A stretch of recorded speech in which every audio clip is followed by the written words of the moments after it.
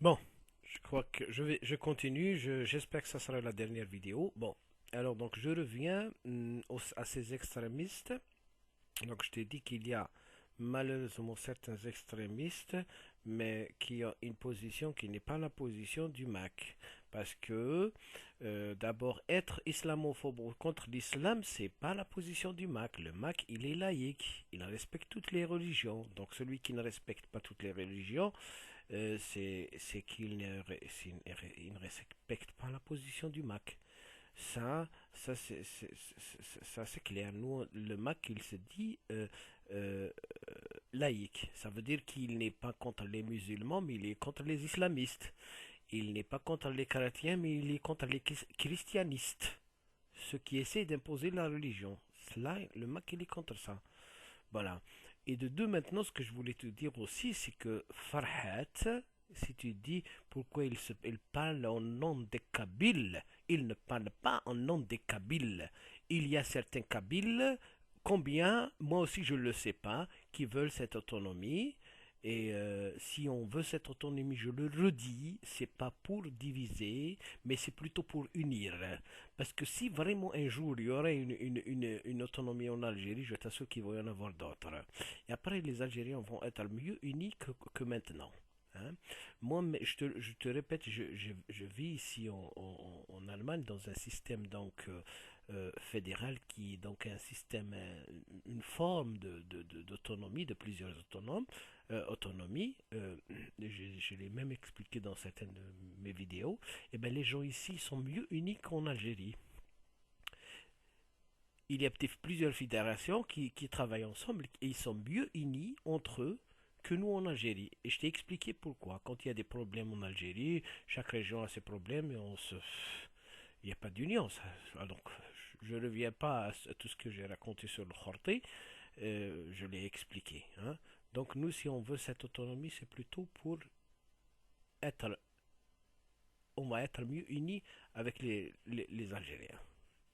Hein, avec le reste de l'Algérie.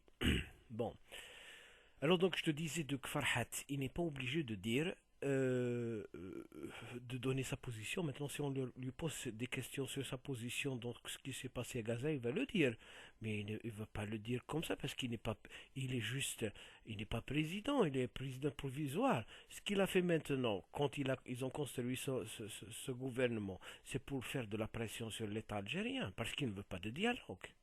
Il ne veut pas de dialogue. C'est parce que l'État algérien ne veut pas de dialogue. Maintenant, ce qu'il veut lui, c'est légitime. S'il ne te représente pas toi en tant que Kabyle, il me représente moi. Moi qui est un Kabyle qui est pour cette autonomie. Et le jour où il y aurait cette autonomie, moi je ne vais pas voter parce que j'habite en Allemagne. Je ne vais pas voter parce que je ne serai pas en Kabylie. Mais je vais accepter le résultat. Maintenant, toi, si tu penses, si toi, en tant que Kabyle, tu penses que les Kabyles sont contre cette autonomie de Farhat, alors je t'invite à faire quelque chose. Essaye de former un mouvement, essaye de construire un mouvement des Kabyles qui vont vouloir un vote qui vont vouloir un vote. Comme ça, vous aurez l'occasion d'aller. Mais il faut que tu ailles habiter en Kabylie pour voter, hein, pour avoir le droit. Ou là, tu peux aller en Kabylie. Essayer de créer un mouvement là-bas pour pouvoir voter. Pour pouvoir voter. Et si tu peux chercher ceux qui veulent voter, non, tu les cherches et vous essayez de construire un mouvement pour renforcer disons, pour que l'État algérien, pour pousser l'État algérien à un dialogue, ou alors pour pousser à ce qu'il y ait un vote. Après, si on vote, après il va y avoir un vote. Et si tu penses, toi, que la majorité vont voter non, alors essaie de faire quelque chose pour qu'il y ait un vote. Après, ils vont voter non, et après, on va arrêter toute cette chanson.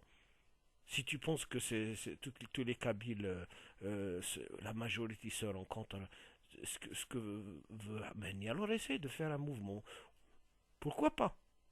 Fais-le. Fais un mouvement, essaie de créer un mouvement qui vont pousser à un vote. Et après, on va faire un vote. Après, si les Kabyles ne veulent pas, on va arrêter. Hein? Voilà. Maintenant, je vais te donner justement sa position parce que j'ai lu moi sur le site, sur le site du Mac, il n'y a que des choses, des communiqués sur tout ce qui est Kabyle, mais il n'y a pas de sa position concernant les autres événements dans le monde. Parce que la position de la Kabylie n'a pas encore de politique. Il peut pas représenter une politique qui n'existe pas encore. Il ne peut pas donner ses positions. Maintenant, si on lui pose des questions, il va les répondre. D'ailleurs, justement, je vais te donner donc certaines réponses concernant euh, deux choses. D'une part, l'islam, la religion, et de deux, donc l'Israël. Et là, il a donné un peu sa position, mais il a dit ce qu'il. Voilà, il peut pas, mais il ne peut pas aussi donner la position de tous les Kabyles. Parce il n'y a pas encore de politique kabyle. Mais quand même, je vais te le dire. Voilà, ce que je lis sur le site. On lui a fait un interview et il a dit, alors donc, la question c'était quels sont les rapports avec l'islam et quel islam la Kabylie n'est-elle pas une partie intégrante de Dar al-Islam. Farhat Mehni il répond. La Kabylie est laïque. Elle respecte toutes les croyances, celles des siens comme celles des autres. Ce sont ces enfants qui jurent Jma'alimen au nom de toutes les croyances. On ne fait griffe à personne de sa religion, car comme le dit l'adage populaire, chacun sa tombe. L'islam kabyle ne se ressemble à aucun autre à travers le monde ces dernières années. Elle est soumise en accusation par les tenants de l'islamisme officiel algérien pour son évangélisation contre laquelle ils ont fait voter spécialement une loi. Comme si la foi n'est pas affaire de conscience mais celle des décrets. Bon, voilà sa réponse concernant l'islam. Donc, il dit que la Kabylie serait laïque, donc la Kabylie va respecter toutes les religions. Alors, tous les extrémistes qui sont contre l'islamophobes, ils n'ont pas la position du MAC. Bon, la deuxième question, contrairement à d'autres parties de la population, on sent que chez les Kabyles, beaucoup de respect pour ce petit pays qui est Israël. Comment l'expliquez-vous? Et c'est vrai qu'il y a ce sont ces extrémistes qui ont aussi le respect pour Israël, c'est pas tous les Kabyles, mais c'est pas aussi tous les Maquis. Ben, alors qu'est-ce qu'il dit Farhat? Il dit les Kabyles aux prises avec l'arabo-islamisme qui veut les dépersonnaliser et les assimiler et se défendre comme ils le peuvent par sa résistance contre les pays arabes qui visent à le démanteler par sa bravoure devant ceux qui soutiennent notre oppression. Israël suscite respect. Mais attention, ce respect pour Israël n'empêche nullement la compassion pour les Palestiniens innocents, victimes d'exactions et de bavoures israéliennes. Voilà ce que dit Farhat. Donc s'il dit l'État israélien suscite respect, un respect ça veut dire en tant qu'État, il va le considérer comme tous les États qui existent dans le monde, ni plus ni moins. Il ne peut rien dire Farhat maintenant, il ne représente pas encore les Kabyles pour dire quelque chose sur Israël. Mais il dit attention, attention, ce respect pour Israël n'empêche nullement la compassion pour les Palestiniens innocents victimes d'exactions et de bavures israéliennes. Voilà, il le dit. Il le dit parce qu'on lui pose cette question. Mais il ne va pas prendre maintenant, il ne va pas le dire donc officiellement, donner son opinion. Ce qui s'est passé dernièrement donc à Gaza, il ne va pas le dire parce que il parle aussi pas d'autres événements. Maintenant, ce qui concerne le Maghreb, quand tu as parlé de Mouloud Mamri, lui aussi il est pour le Maghreb. Mais ça ne veut pas dire que cette Kabylie, maintenant, quand elle va se construire, qu'elle va être isolée de l'Algérie ou du Maghreb. Elle va être intégrée. Mais après, il faut construire des structures. Comment travailler avec le reste de l'Algérie, le reste du Maghreb. Farhat, il est aussi en contact avec d'autres berbères. Il a toujours soutenu les autres berbères. Il va même au Maroc. Mais il ne le dit pas parce que ça ne rentre pas dans le cadre du mouvement de la Kabylie. Ça ne concerne pas le mouvement de la Kabylie. Mais il le fait. Il va souvent, donc il soutient toujours les autres berbères. Lui, c'est le seul chanteur et le premier qui a chanté, donc en tant que kabyle, un berbère, dans une autre. Il a chanté une chanson avec un autre langage berbère. Et c'était une ancienne chanson, ça fait longtemps qu'il a chanté dans un langage de berbère de Libye.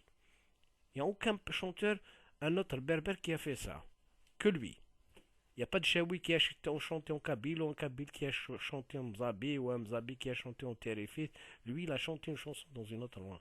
Un langage donc Tamazight en Libye. Et il est pour le. Mais seulement, maintenant, quand on parle de l'autonomie de la Kabylie, ça veut dire que lui, il mène un mouvement, mais après, il va y avoir une construction, une politique. À ce moment-là, quand il y aura une politique, après, celui qui va être vraiment président, il va prendre ses positions quand il y a des événements comme ça. Mais Farhat, maintenant, il ne peut plus jamais le faire.